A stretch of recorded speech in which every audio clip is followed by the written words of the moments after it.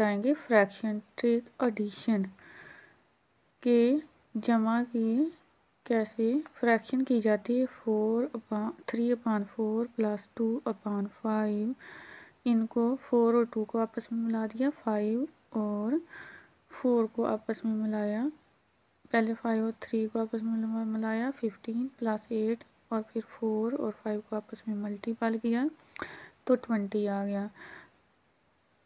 और अब इनको आपस में मल्टीपल कर दिया 15 और 8 को, तो 23/20 आ गया।